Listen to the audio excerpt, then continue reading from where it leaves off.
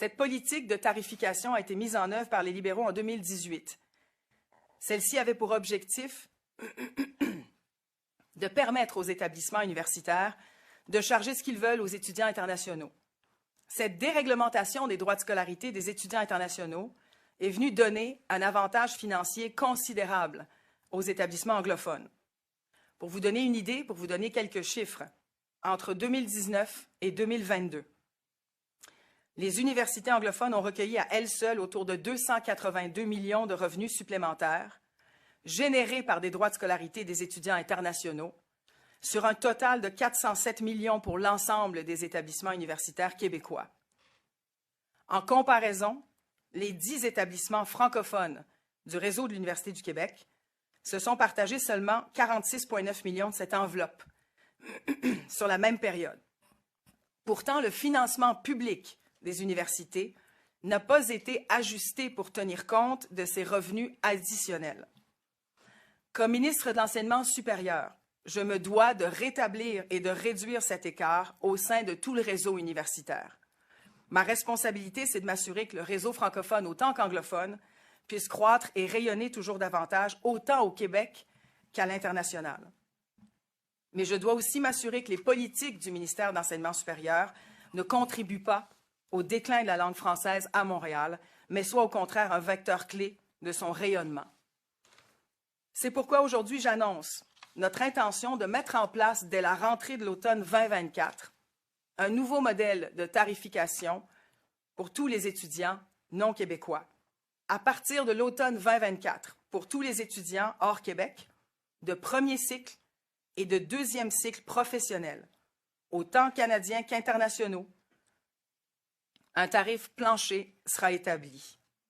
Pour les étudiants canadiens, ils devront payer un tarif plus élevé, équivalent à ce que coûte leur formation au gouvernement du Québec. Ainsi, le tarif passera de 8 992 $ à environ, selon des estimations préliminaires, 17 000 $. Pour les étudiants internationaux, le tarif minimum sera plus élevé que les étudiants canadiens et représentera approximativement, encore une fois, selon des estimations préliminaires, 20 000 $. De plus, sur chacun de ces étudiants non québécois, on vient récupérer un montant forfaitaire.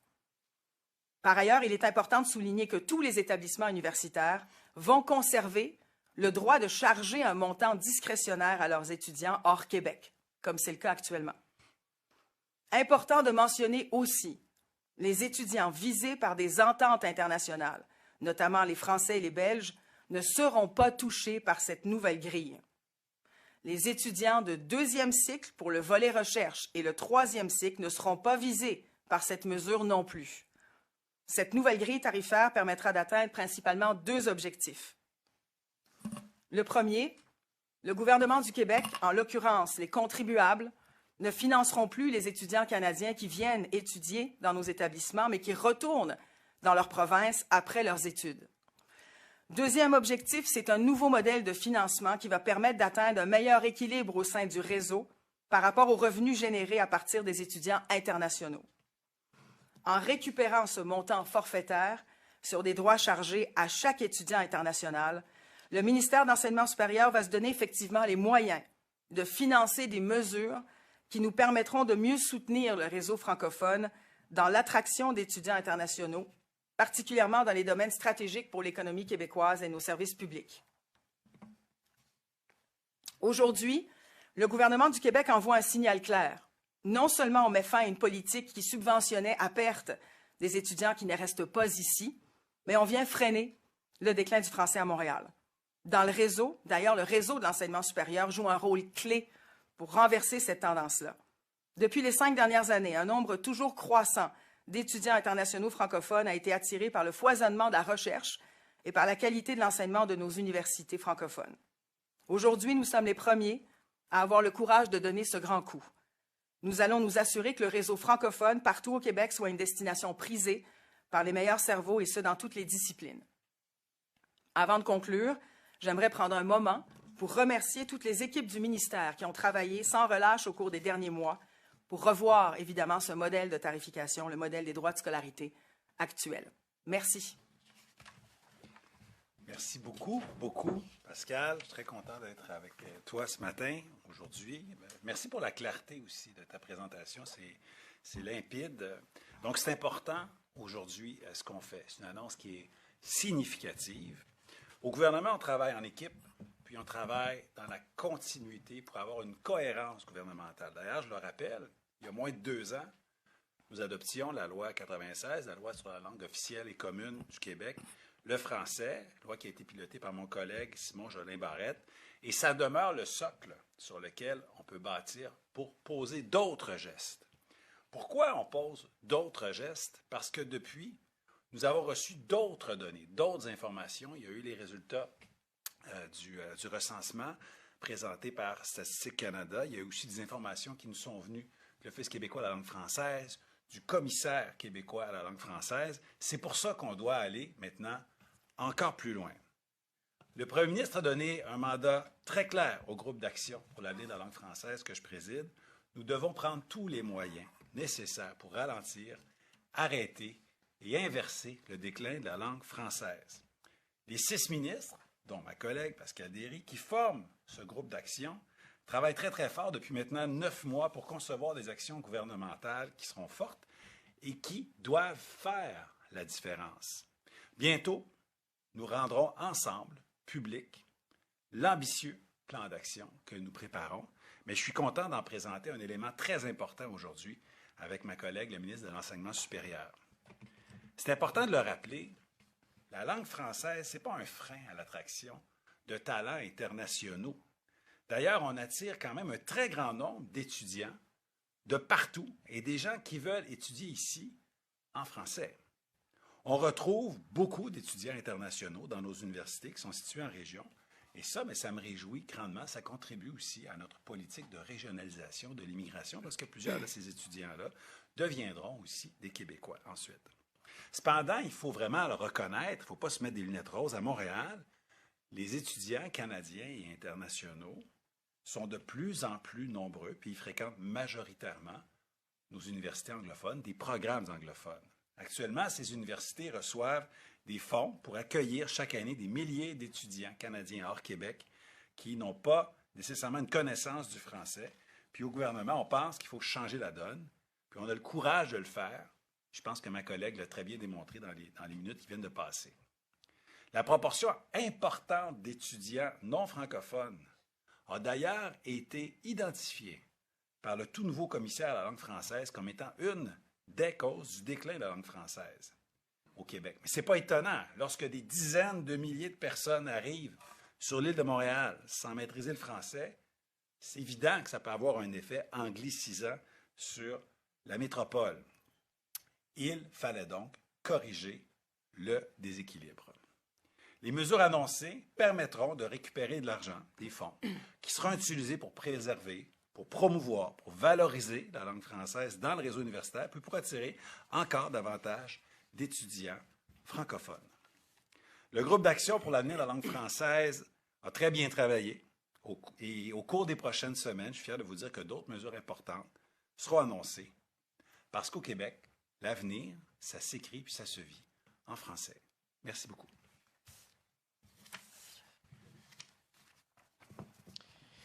Merci. Donc, on va procéder à la période des questions. Donc, nous commençons par les questions en français. Je vous inviterai à vous nommer ainsi que le média que vous représentez. Et puis, par la suite, on procédera aux questions en anglais. Donc, il y a 2 micros à l'avant.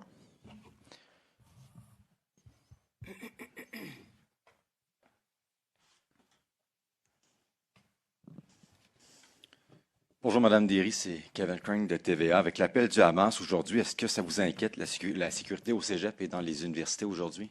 Écoutez, j'ai dit que je n'allais pas faire de commentaires. J'ai fait une déclaration il y a quelques minutes à peine, justement, pour cette raison-là. Donc, je ne commenterai pas, mais on s'assure évidemment qu'il n'y ait pas de débordement. Comme je l'ai dit, mon collègue François Bonnardel suit la situation de très près. On prend ça très, très au sérieux. Les manifestations ne sont pas interdites, mais évidemment, on ne veut pas de débordement puis on ne veut pas d'incitation à la haine. Je vais me limiter à ces commentaires-là. Merci, Kevin. Bonjour, Raphaël Drouin de Radio-Canada. Vous dites que c'est pour tous les Canadiens hors Québec. Qu'en est-il des Franco-Canadiens? Est-ce qu'ils vont avoir une exemption ou est-ce qu'ils vont devoir payer cette même hausse que, par exemple, des Canadiens anglophones qui viennent ici au Québec? Alors, c'est une très, très bonne question. Effectivement, ça concerne les étudiants canadiens hors Québec. On parle ici des étudiants canadiens anglophones qui viennent ici étudier et qui quittent après leur formation et qui bénéficient justement de tarifs privilégiés.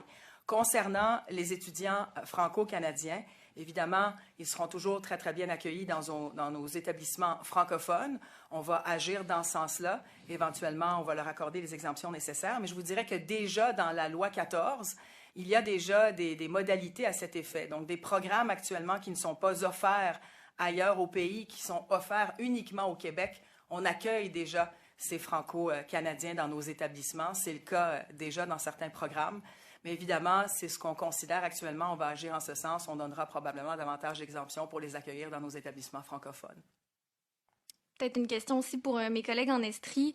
Qu'est-ce que vous répondez à l'Université Bishop qui dit que ça va être catastrophique, une annonce comme ça, pour eux qui reçoivent environ 30% d'étudiants qui viennent de l'extérieur du Québec, mais au Canada? On est très, très sensible à la situation de Bishop. Évidemment, mettre fin à une politique publique qui est là depuis longtemps et qui coûte évidemment plus de 100 millions de dollars aux contribuables. Je dois faire la politique publique pour tout le monde. C'est-à-dire, je ne peux pas mettre fin à une politique uniquement pour un établissement plutôt qu'un autre. Donc, on va arrêter de financer à la hauteur de ce que ça coûte au gouvernement du Québec les étudiants canadiens qui, évidemment, étudient ici et qui quittent après. Cependant, je suis très sensible à la situation de Bishop. L'Université Bishop est en région, a des particularités bien spécifiques, c'est-à-dire c'est une université en région, c'est une université beaucoup plus petite aussi, et ils reçoivent en effet beaucoup d'étudiants canadiens. J'ai parlé au recteur, à M. Lebel, à quelques reprises déjà, à 2 reprises pour être plus spécifique au cours des derniers jours. On va s'asseoir, on va regarder, voir quelles sont les possibilités, mais c'est clair qu'on est très sensible et très sensible aux enjeux de l'Université de Bishop dans cette région-là. Merci. Merci à vous. Est-ce qu'il y aurait une autre question en français? Oui. Diana Gonzalez de Radio-Canada aussi. Pouvez-vous nous donner un exemple de comment ces étudiants internationaux ou même canadiens anglophones contribuent au déclin de la langue française? Écoutez, moi, je vais vous dire qu'on veut mettre fin, justement, à une politique qui coûte cher aux contribuables. C'est ce qu'on veut faire. Alors, d'abord, la première mesure, c'est de mettre fin au financement des étudiants canadiens, donc ceux qui viennent ici, qui étudient chez nous à des tarifs très, très privilégiés. Il faut le répéter, ce sont des droits de scolarité qui sont à 9 000 $ et c'est des droits de scolarité qui sont pareils, que ce soit un programme d'arts et sciences ou que ce soit un programme de médecine ou de génie ou de technologie de l'information. Ce sont des programmes où vraiment le tarif ne varie pas, alors qu'ailleurs, dans les autres provinces, le tarif est modulé, les droits de scolarité sont modulés par rapport à chacune des provinces. Alors pour nous, c'est important de mettre fin à cette politique-là, vu le contexte actuel, non seulement de pénurie de main-d'œuvre, mais aussi du fait français, mais c'est surtout aussi du fait qu'on est dans un contexte où il y a pénurie de main-d'œuvre. Je veux être capable de retenir des étudiants qui viennent ici, qui étudient ici et qui restent ici pour travailler, alors que ce n'est pas le cas pour la grande majorité des étudiants canadiens qui viennent, qui passent 3-4 ans et qui quittent. La déréglementation, comme je l'ai dit au cours des dernières années, la déréglementation a désavantagé de manière indue les établissements francophones. On n'a qu'à regarder les chiffres, il n'y a personne qui contredira ces chiffres-là. La déréglementation a désavantagé de manière importante en termes financiers les établissements francophones et c'est cet équilibre financier que j'essaie de rétablir. Vous comprendrez que le système au Québec, c'est un système public, c'est un système que le gouvernement finance de manière importante et donc je me dois comme ministre d'Enseignement supérieur de corriger ce déséquilibre financier puis soutenir davantage le réseau francophone ici à Montréal et ailleurs au Québec. Si je peux me permettre de compléter, puisque notre question portait aussi sur la langue française, oui. Je veux juste préciser quelque chose aussi. D'aucune manière, les politiques annoncées aujourd'hui viennent désavantager la communauté historique anglophone québécoise. Je veux dire, les gens qui habitent ici, sur le territoire québécois, depuis des années, qui appartiennent à la communauté anglophone, qui fréquentent un collège anglophone, puis qui peuvent ensuite fréquenter une université anglophone, verront d'aucune manière leurs frais de scolarité modifiés. Je veux quand même le préciser, là, pour être certain que tout soit bien compris. Mais reste que, pour les Québécois, il faut quand même se poser la question, est-ce qu'on souhaite avoir 10 000, 20 000, 30 000 personnes qui viennent de l'extérieur, que ce soit des étudiants étrangers ou des étudiants canadiens hors Québec, qui ne parlent pas français, qui viennent s'installer au centre-ville de Montréal? C'est une question, je pense, qu'on doit se poser. Il y a la question des finances, évidemment, mais il y a aussi la question démographique et linguistique. Et je suis convaincu que les gestes posés par ma collègue vont nous aider à terme à rééquilibrer non seulement le réseau universitaire, mais aussi rééquilibrer, je vous dirais, l'équilibre linguistique montréalais qui a été brisé ces dernières années. Merci. Et en suivi, donc je comprends que vous récupérez un montant là, de cette hausse-là, que ce soit pour les étudiants hors Québec et aussi les étudiants internationaux. C'est bien ça, vous récupérez de l'argent des deux? Alors voilà, il y a deux prix planchers. Il y a un prix plancher pour les étudiants canadiens. Il y a un tarif plancher aussi pour les étudiants internationaux. Mais effectivement, le montant forfaitaire qu'on vient récupérer, que le ministère vient récupérer, comme c'était le cas avant la déréglementation, avant la première phase de déréglementation en 2018, c'était le cas. Le ministère venait récupérer un certain montant forfaitaire. Donc, c'est ce qu'on va faire, autant pour les universités francophones qu'anglophones. Le montant forfaitaire est récupéré, puis je veux le mentionner parce qu'il y a eu quand même de l'information qui a été véhiculée qui était un petit peu erronée dans la mesure où c'est pas juste le montant forfaitaire ne sera pas juste prélevé chez les anglophones. Le montant forfaitaire est prélevé à travers le réseau, à travers tous les étudiants non internationaux. Et l'argent généré, la marge financière générée par la fin de la politique des étudiants canadiens et par le montant forfaitaire qu'on va aller générer, va nous permettre de renforcer le réseau francophone et de, justement, rétablir ce déséquilibre financier qui existe actuellement. Puis nous donner un exemple de à quoi va servir cet argent que vous allez récupérer là.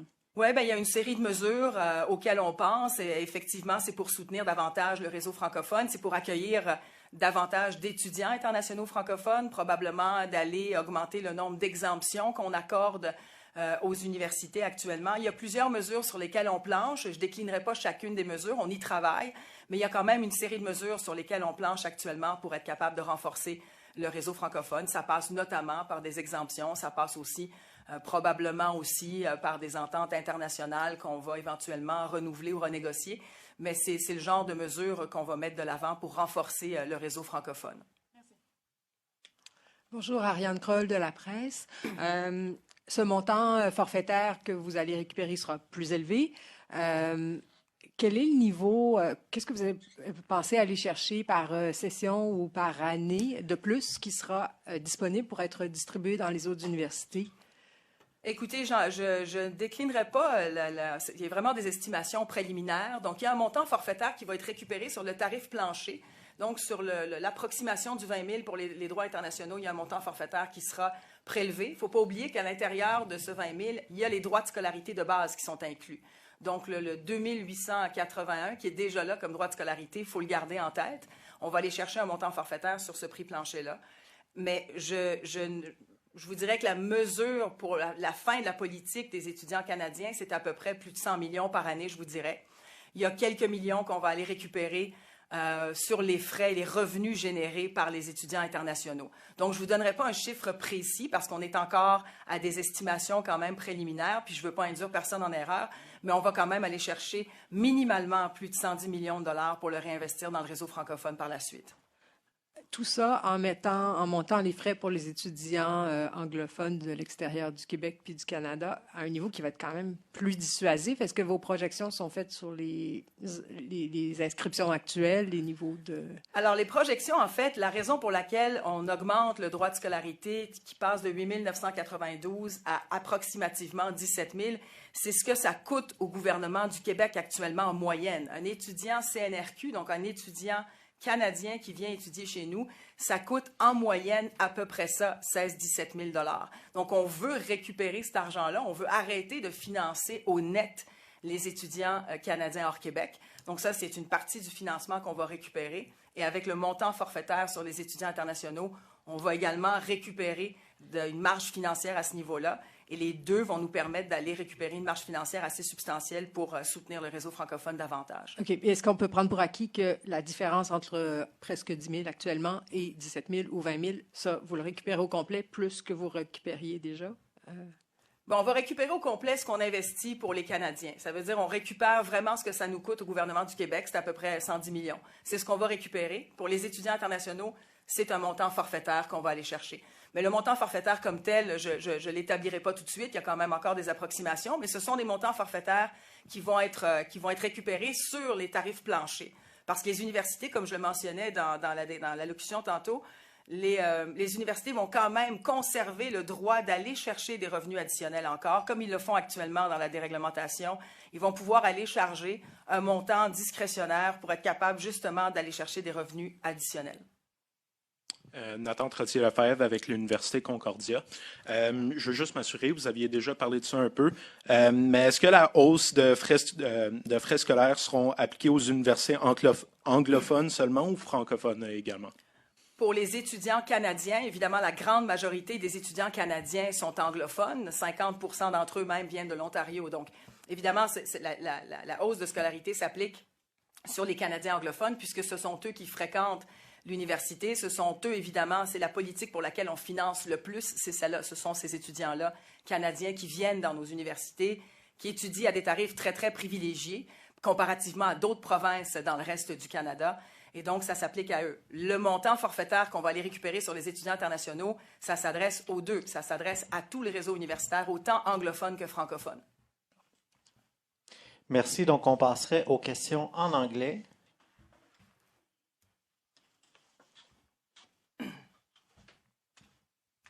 Hello, Andy Riga from the Gazette. I had a question about Quebec students who are studying in other provinces. As you know, many young people from Quebec go to other provinces, Ontario, New Brunswick, and even farther.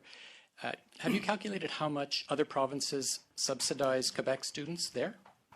It's very difficult to have an idea of how much they subsidize, but what we know about the experts in the studies we've been sharing between the networks, the fees, the tuition fees elsewhere for a Quebecer that goes elsewhere in any province will always pay a higher tuition fee because the tuition fees in every single province are higher than 3,000, are higher than the 881 that we have here in Quebec. So whatever province, whatever program, whatever university a Quebecer is going to go study in, the Quebecer student will pay a higher tuition fee and will pay obviously higher than what's the programs that we offer here in Quebec.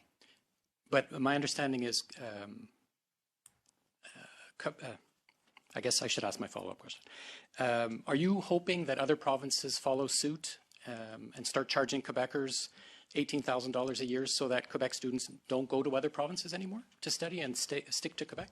Listen, this is a choice we've made here, a policy that we just want to stop funding because obviously it costs the government of Quebec and the taxpayers of Quebec a very high amount of money for students who come here and who don't stay here. And like I said, in the context of workforce shortage, I think we need to make sure that these students stay here. So a majority, I mean, mostly all of the students that come here and study here for 3-4 years go back to their province. Obviously, geographically, it's really close to go back to Ontario or to go back to BC. So it's for us, it's important to put an